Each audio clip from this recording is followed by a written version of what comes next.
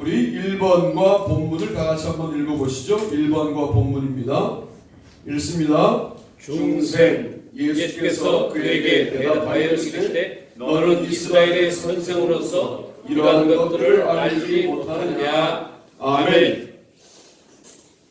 니고데모하고의 대화 속에서 네가 거듭나지 않으면 하나님의 나라에 올 수 없다 라고 말씀하시자 니고데모가 뭐라고 말하냐면 이렇게 말합니다.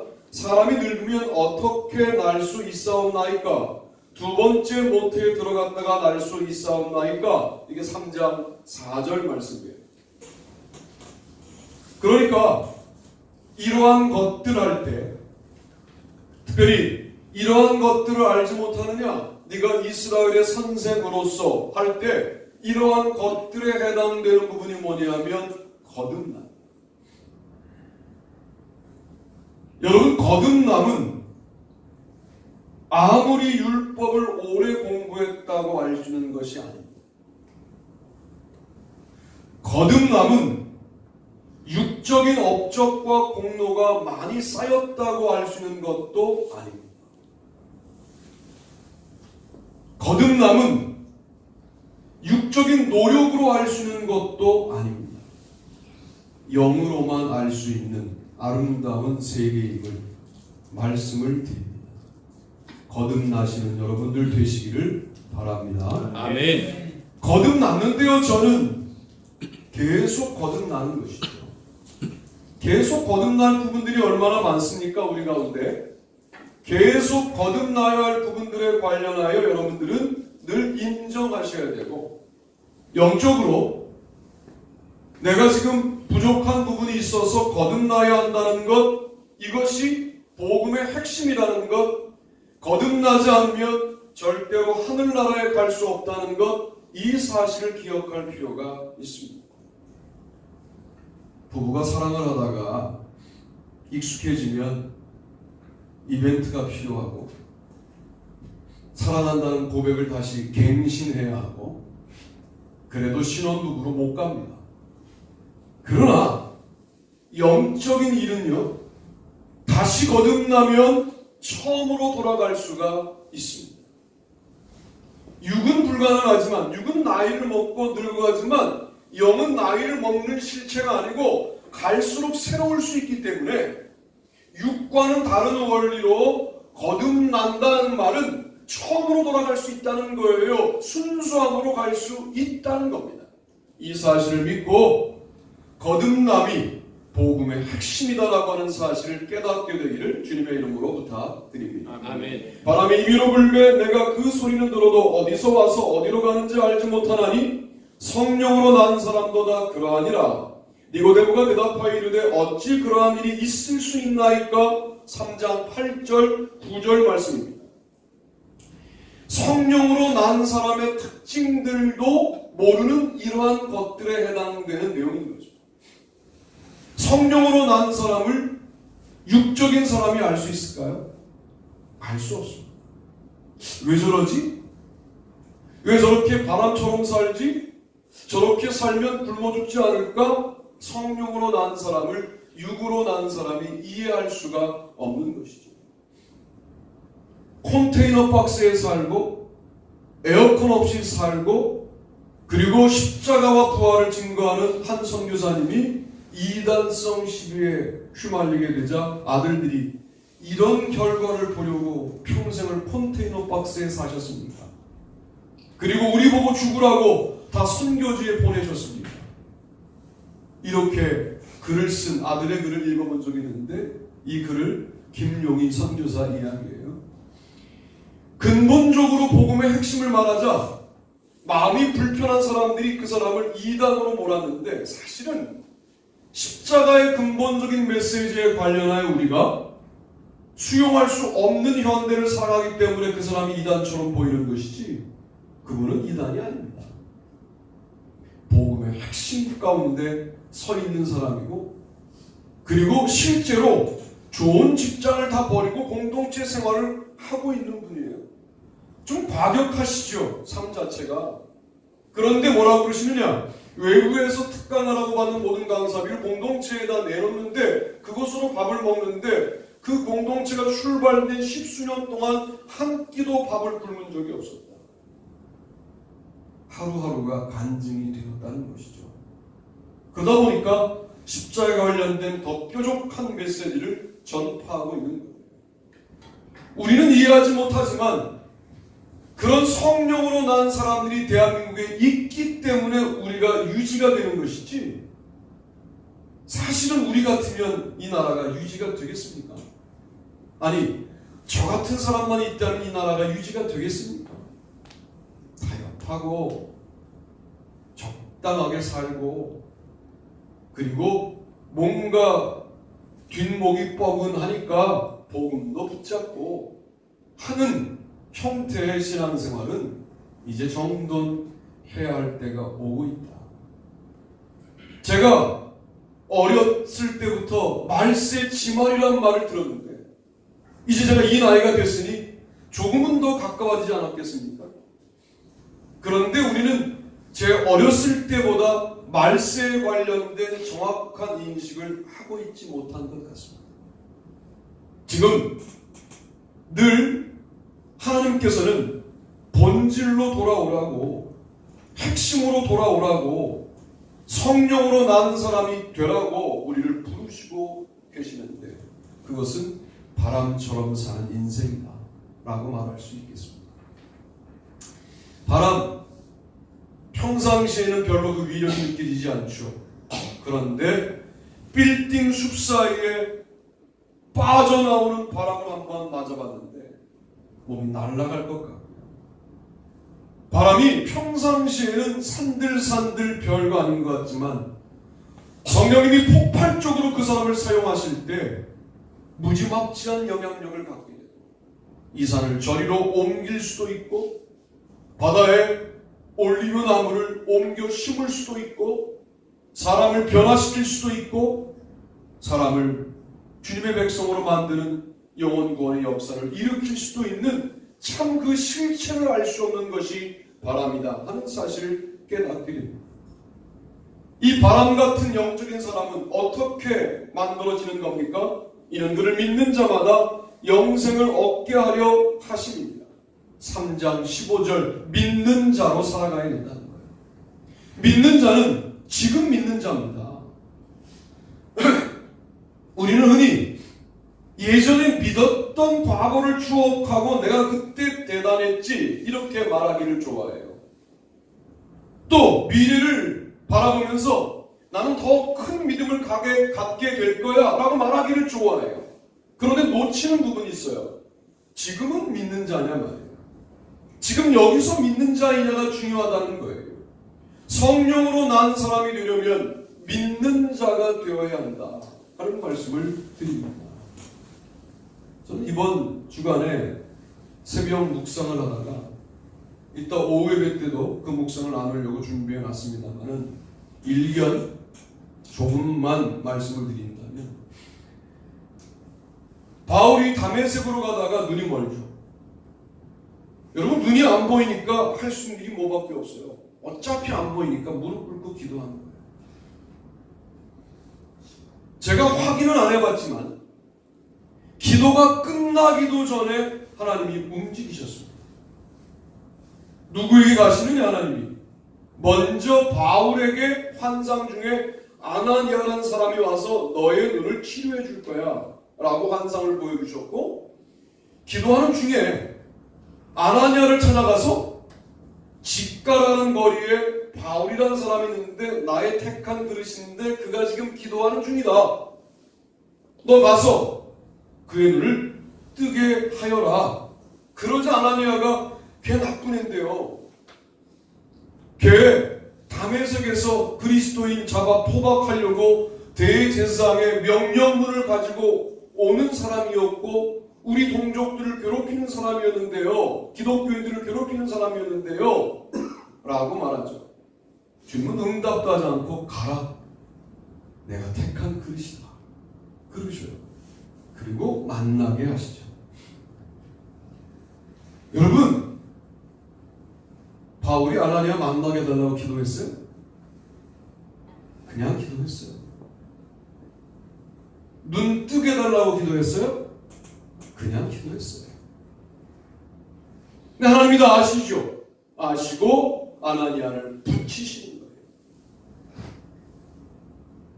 여러분의 처지가 어떤 처지에 계신지 저는 다 모릅니다.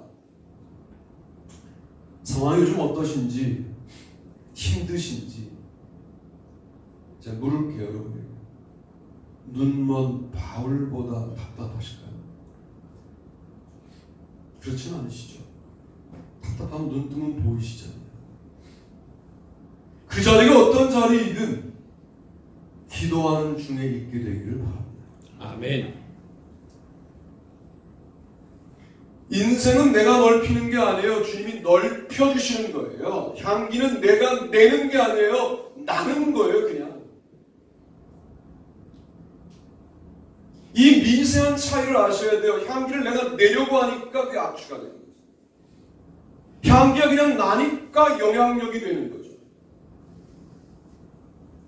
기도하는 중에 향기도 나고요. 지평도 넓어지고요.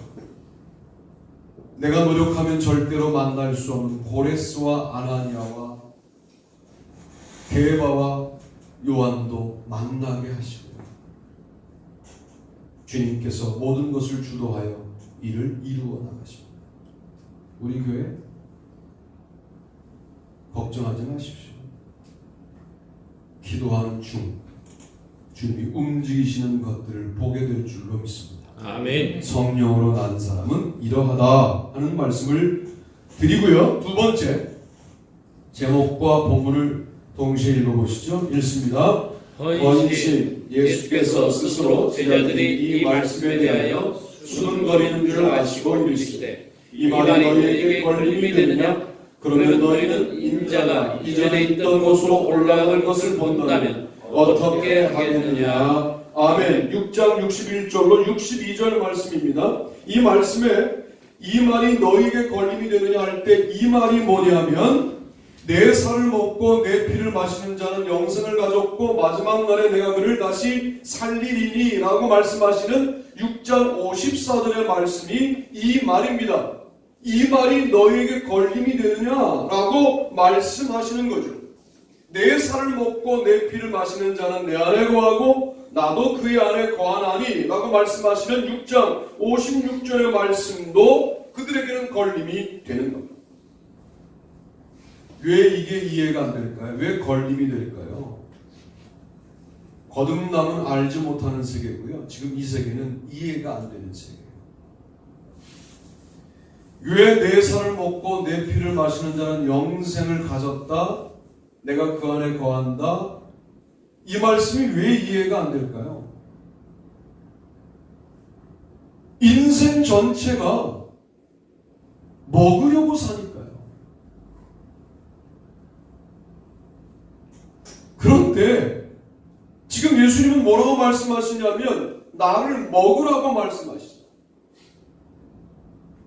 이게 이해가 되겠습니까? 그런데 여기에 기독교의 복음의 핵심이 있다는 거죠. 그게 헌신이에요. 자, 주님이 자기를 주고도 뭘 찾기를 원하십니까? 내가 너한테 이걸 줬으니까 너 나한테 헌신해야지. 야, 그래야 거래가 맞지. 이러시지 않죠. 주고 마는 거죠.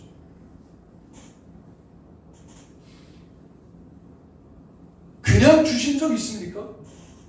아니, 외적으로는 그냥 준 것처럼 보여도 내 마음도 그냥 주고 어떤 보답도 바라지 않은 적이 있냐고요.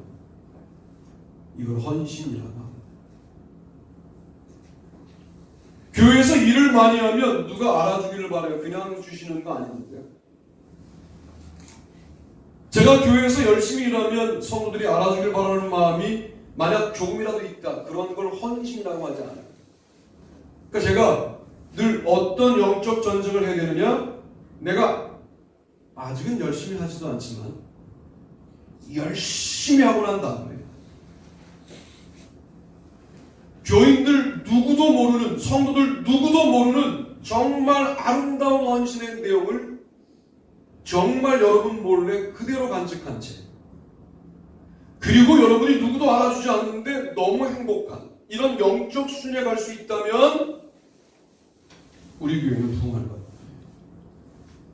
그런데 내가 손톱만큼 일해놓고 발톱만큼 인정받고 싶어한다? 이 교회는 부흥 안 합니다. 못합니다. 그러니까 제가 여러분과 대화할 때 왜 저러시지? 왜 인정받고 싶어 하시지? 그러면 지적하세요. 그런 건 지적하셔도 괜찮아요. 타락한 거 아닙니까? 이렇게 말씀하셔요. 문제가 생긴 거 아닙니까? 지금 요즘 기도하십니까? 괜찮아요. 그럼 제가 깨달을게요. 그리고 여러분 몰래 정말 아름다운 일들을 많이 하겠습니다. 그리고 보답을 바라지 않겠습니다. 그래야 교회가 돼요. 내 살을 먹으라, 내 피를 마셔라. 그래야 관계가 형성이 되고 주님을 영접하는 사건들이 만들어지는 것이죠. 서로 아기다툼하고 내 것을 내가 챙기는, 내 것을 내가 먹겠다라고 하는 생각을 갖고 있는 세상 한가운데 나를 먹으라 말씀하시는 주님이 이해될 수 없는 거죠. 그러나 이것은 인간적인 머리로 이해 안 되지만 영혼으로 이해가 될 때, 영혼으로 인정이 될 때, 그때 우리는 복음의 핵심 가운데 들어가게 됩니다. 혹시 교회를 위해서 열심히 일해놓고 저처럼 보답을 바라시는 마음이 있다면 여러분 그거 붙잡고 승부하셔야 돼요. 영적 전투를 이제는 무슨 뜬금없이 무슨 구름 잡는 얘기하지 말고 나의 삶 가운데 딱 들어가면 그거 쥐꼬리만큼 일해놓고 인정받기를 원하는 마음이 있다고요. 여러분 그 마음과 더불어 싸워 이기지 않으면 이게 무슨 영적인 삶이에요. 주님의 십자가 누가 알아줬어요? 주님의 십자가 사건 누가 그것을 돌아가실 직전까지 이것은 구원 사건이라고 인정했습니까? 누구도 인정하지 않는 길이었어요.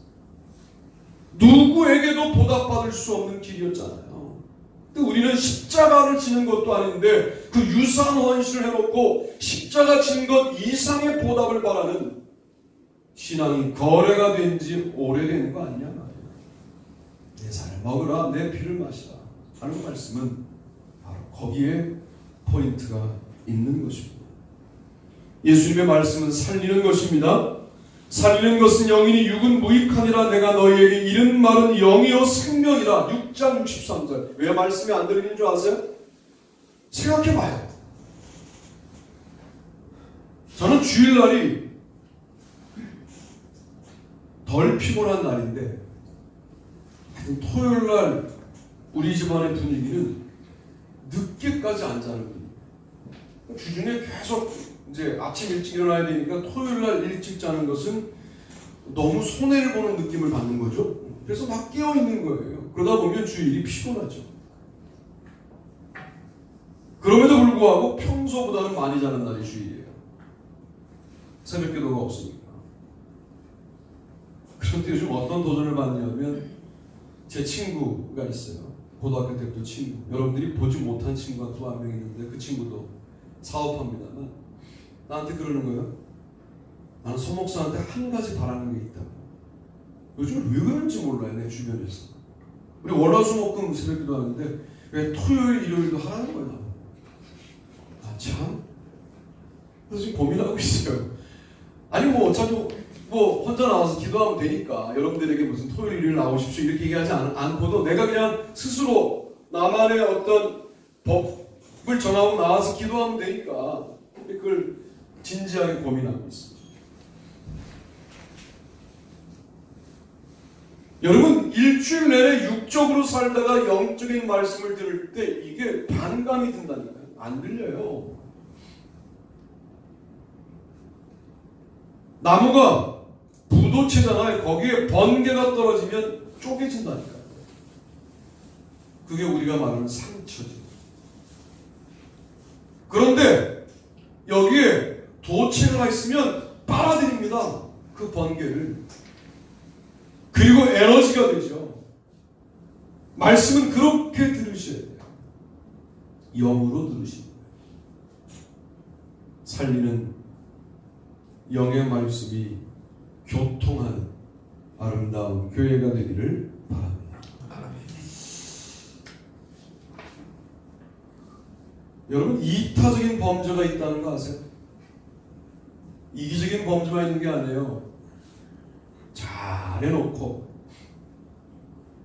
우리가 한 것이라고 생각하는 것이 이타적 범죄.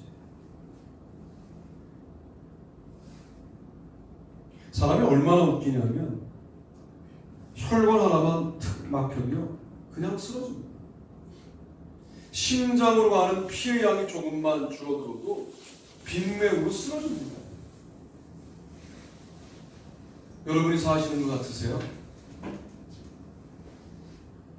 여러분의 힘으로 지금 서 있는 것 같으세요? 아니시잖아요.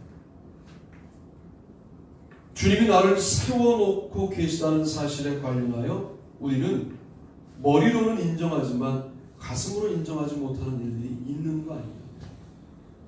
이제 온 몸과 온 가슴과 온 영혼으로 주님이 나를 세우셨다는 사실을 인정하시고 전진하시는 한 해가 되시기를 바랍니다. 말씀을 먹는 거예요. 예수님을 먹고 예수님의 피를 마신다는 것은 말씀을 먹는 거예요. 옛날에 그런 짓 많이 했죠. 못 살 때 했던 짓인데 어머님은 계란을 꼭 도시락 아래 깔아놓으면 우리 반의 그 직구준 애들은 내 도시락에 계란이 있다는 사실을 알고 그걸 뒤집어요. 그리고 열면 계란이 그냥 드러나는데 그러면 그걸 이제 다 빼앗아 가죠. 참 뭐 좀 기분 좋을 때 어머니는 이제 콩장 뭐 이런 거, 그다음에 소세지 이런 거 해주시고 집안에 뭐가 없을 때 뭐 김치 뭐 이런 거 반찬으로 해주셨던 것을 기억합니다. 그러면서 좀 웃고 떠들고 애들 반찬 나눠 먹고 고등학교 때는 또 갈탄 나눠여서 그 도시락 이렇게 막 데워가지고 먹다 보면 수시로 바꾸지 않으면 타잖아요. 바꿔놓는 또 담당도 있고 또 그랬던 학창시절이 기억이 납니다.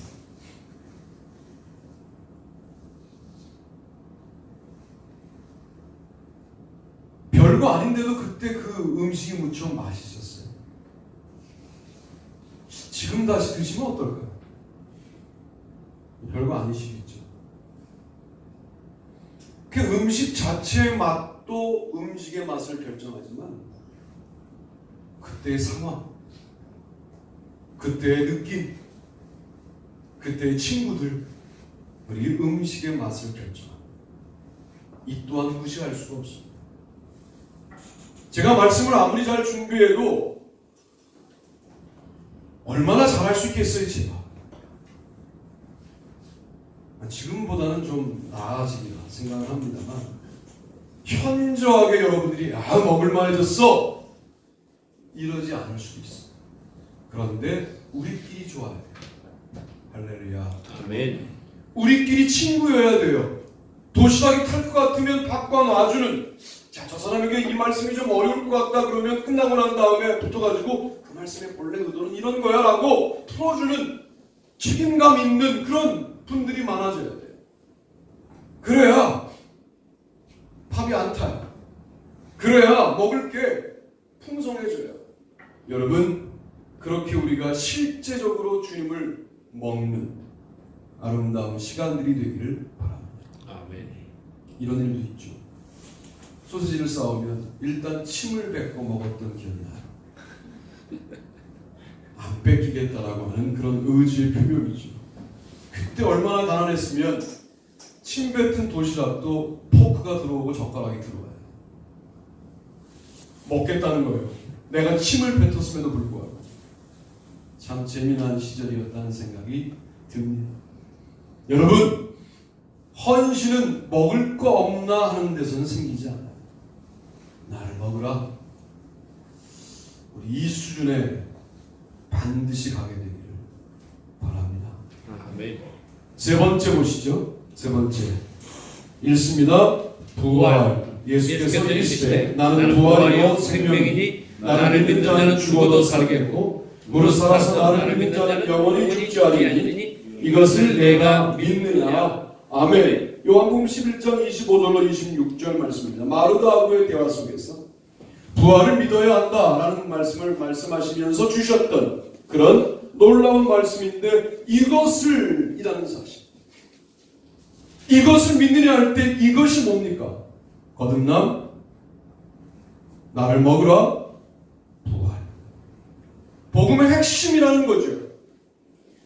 거듭나서 헌신적으로 인생을 사는 사람들에게 그냥 죽음으로 끝나느냐? 그렇지 않습니다.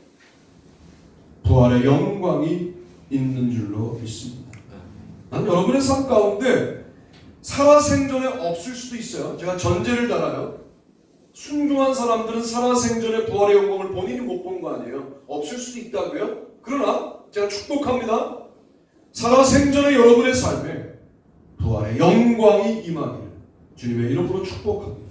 아멘. 여러분 이런 믿음을 갖고 사는 거예요. 부활이 길었어요? 고난이 길었어요? 고난이 훨씬 길죠. 그게 그리스도인의 인생이에요. 왜 이토록 나의 훈련은 끝나지 않는가? 나의 연단은 끝나지 않는가? 당분간 끝나지 않을 거예요. 목사님 저는 아직 연단이 없는데요. 곧 올 거예요.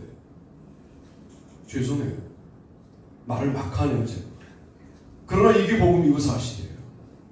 당분간 끝나지 않을 고난, 곧 다시 올 고난. 그러나 그 고난의 끝은 분명히 있다. 물론 이걸 계산하면 안 돼요. 고난 받으면서 고난의 끝은 있을 거야를 계산하면 안 돼요. 그러나 부활의 영광은 반드시 있다. 내가 죽어 내 아들 때 이루어지든 내 아들이 죽어 내 손자 때 이루어지든 그와 같은 부활의 영광은 반드시 있다. 그러나 인간적으로 우리가 바라기는 나 죽기 전에 부활의 영광을 보았으면 하는 간절한 소원이 있다는 것이죠. 이것을 내가 믿느냐. 이것이 복음의 핵심이라는 겁니다. 자, 부활을 믿었어요 이제. 부활을 믿는데 소소한 문제가 해결될 것을 못 믿는다는 거 말이 됩니까? 주님이 뇌에 그냥 바늘구멍만한 구멍 하나를 열고 뇌에 있는 암을 싹 제거할 수 있는 능력이 있는데 내 감기를 해결 못한다는 거 그러니까 말이 됩니까?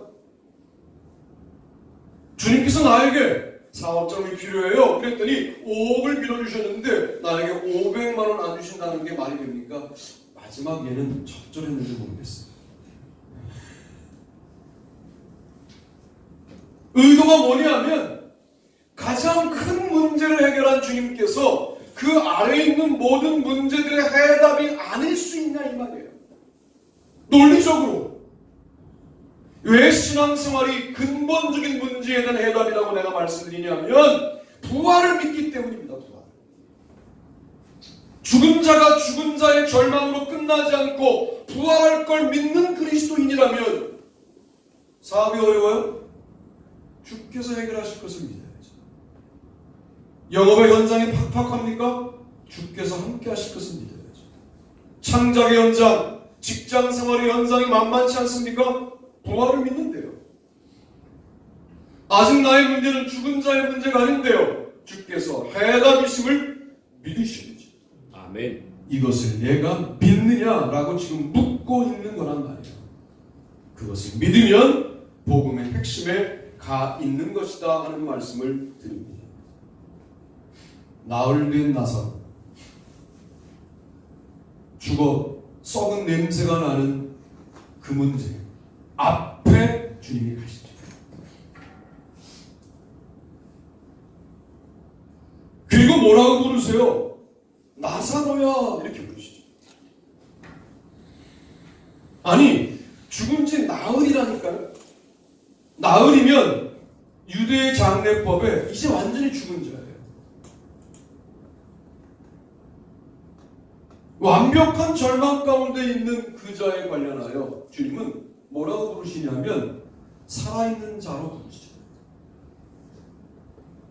정말 부활을 믿는다면 어떻게 불러야 하느냐? 문제 앞에 직면하고 문제를 바라보면서 이렇게 불러야 돼요. 너는 문제가 아니야 라고 불러야 돼요. 너는 죽은 나사로가 아니야. 나사로야야 라고 불러야 돼요. 나오너라. 이게 믿음이죠.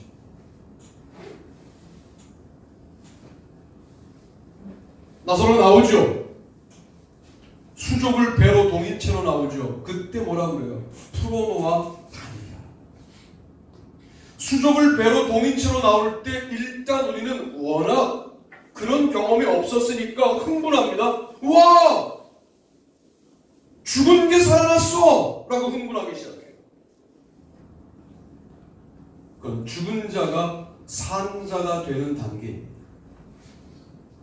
프로노와 다니게 하니까 드디어 많은 유대인들이 보게 되는 거죠. 산자가 능력자가 되는 단계까지 부활의 능력은 증명되어야 한다. 그러자 많은 유대인들이 예수를 믿었고 또 다른 많은 유대인들은 예수와 나사로를 동시에 죽이려고 했다. 복음대로 살고 있다는 이야기는 반대에 직면할 수 있어야 돼요. 반대자가 있어야 돼요. 그래야 복음대로 살고 있는 거예요. 반반이었어요. 반은 믿었고 반은 죽이려고 했다. 성경은 그렇게 말하죠. 부활하신 예수님을 보고도 많은 사람이 믿었지만 의심하는 자도 있더라 라고 되어 있죠. 그런 거예요. 오늘 저는 복음의 핵심을 세 가지의 주제로 말씀을 드리는데 그 내용이 이러합니다. 3장 10절에는 거듭남, 성령으로 난 사람의 상태가 이런 것들에 해당되는 복음의 핵심이었고요. 그리고 6장에서는 내 살을 먹고 내 피를 마시는 이 말이 걸림이 되느냐 말씀하시면서 헌신이 복음의 핵심이라고 말씀을 드립니다. 11장으로 가서 부활, 생명, 궁극적인 날의 부활만이 아니라 오늘을 생명력 있게 살아가는 삶의 모습, 부활의 신앙을 가지고 오늘의 문제를 문제가 아니라고 말할 수 있는 믿음의 용기, 풀어놓아 다니게 할 수 있는 능력자로서의 삶, 이것이 바로 복음의 핵심이라고 지시대명사 혹은 인칭대명사를 통하여 여러분에게 말씀을 드렸습니다. 요한복음을 또 이렇게 한번 읽어보면서 다시 한번 여러분 한 주간 사시는 동안에 요한복음의 의문문들을 좀 찾아서 특별히 예수님이 말씀하시는 의문문들을 찾아서 읽으시면 핵심적인 내용들을 말씀하신다는 것을 깨닫게 되실 거고, 제가 다음 주나 그 다음 주에는 지시대명사가 없는 예수님의 순수한 의문문만 가지고 또 한 번 설교를 해야 되겠다 하는 생각을 가지고 있습니다. 그렇게 복음의 핵심에 도달되는 저와 여러분 되기를 주님의 이름으로 축복합니다.